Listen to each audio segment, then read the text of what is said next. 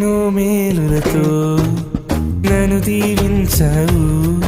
నా జీవిత కాలమంతా ఎరిగి ఉన్నావు.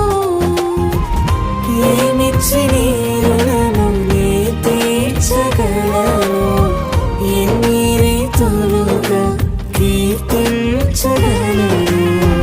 వందనాలు యేసయ్యా, నీకే శతకోటి స్తోత్రాలయా, నీకే వందనాలు యేసయ్యా, నీకే శతకోటి